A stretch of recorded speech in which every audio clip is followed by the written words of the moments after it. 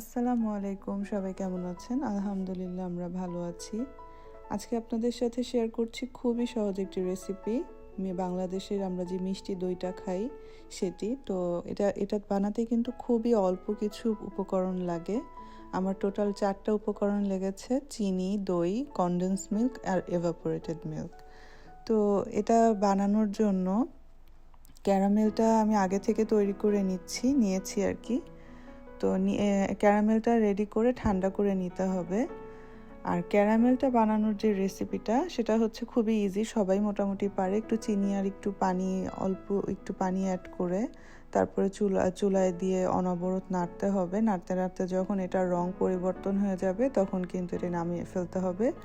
আর যেহেতু এটা আমি কোনো পুডিং বা কিছুতে ব্যবহার করব না, তো এটার মধ্যে আমি একটু অল্প একটু পানি মিশিয়ে এটি এক সাইড করে রেখে দিচ্ছি, না হলে এটা কিন্তু জমাট বেঁধে যাবে। আর এই ক্যারামেলটা কিন্তু অপশনাল। আমি যেহেতু একটু বাংলাদেশের স্টাইলে ওই লাল লাল দইটা বানাবো, এই জন্য আমি ক্যারামেলটা অ্যাড করছি। তারপরে আস্তে আস্তে উপকরণগুলো দিয়ে দিচ্ছি। প্রথমেই দিয়ে দিচ্ছি টক দইটা কিন্তু আমি পুরো 500 গ্রামের যেটা নিয়েছি পুরোটাই দিয়ে দিচ্ছি, তাহলে আর কোনো আলাদা করে মেজারমেন্ট করতে হয় না। তা পুরো একটা এভাপোরেটেড মিল্কও দিয়ে দিলে হয়, আর পুরো কনডেন্স মিল্কটা দিয়ে দিলে একটা সুন্দর সব কিছুই ব্যালেন্স থাকে। তবে আমি কনডেন্স মিল্কটা পুরো দেই না, একটু আমি মিষ্টি কম দেই, যে কারণ কনডেন্স মিল্ক বেশি দিলে একটু মিষ্টিটা বেশি হয়ে যায়। আর যেহেতু আমি ক্যারামেল দিয়েছি এই কারণে কিন্তু পুরো কনডেন্স মিল্কটা এমনিও লাগছে না, অর্ধেকের একটু বেশি আমি দিয়েছি। তারপরে অনবরত এটা নাড়তে হবে। এই যে হ্যান্ড হুইস্কের সাহায্যে এটাকে ভালো করে ফেটে দেখেন উপরে কিন্তু একটা গ্যাজা গ্যাজা হয়ে উঠেছে। এটা যখন দইটা বেক হবে, এই যে এই ফেনাগুলা কিন্তু একটা উপরে সরের মতন করে পড়বে। এটা দেখতেও ভালো লাগে আর খেতেও ভালো লাগে।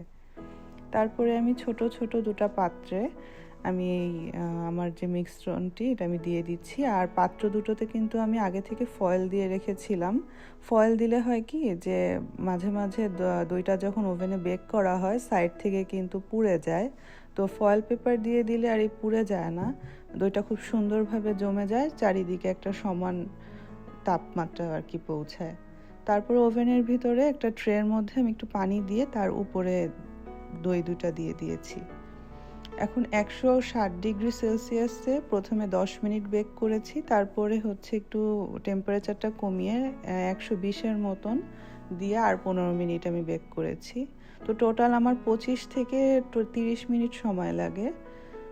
তো এই তো দই হয়ে গেছে, আলহামদুলিল্লাহ বেশ সুন্দর হয়েছে। এখনও কিন্তু আমি ফ্রিজে রাখিনি। তো আপনাদের ভালো লাগলে অবশ্যই আপনারাও ট্রাই করবেন আর আমাদের জন্য দোয়া করবেন। আল্লাহ হাফেজ।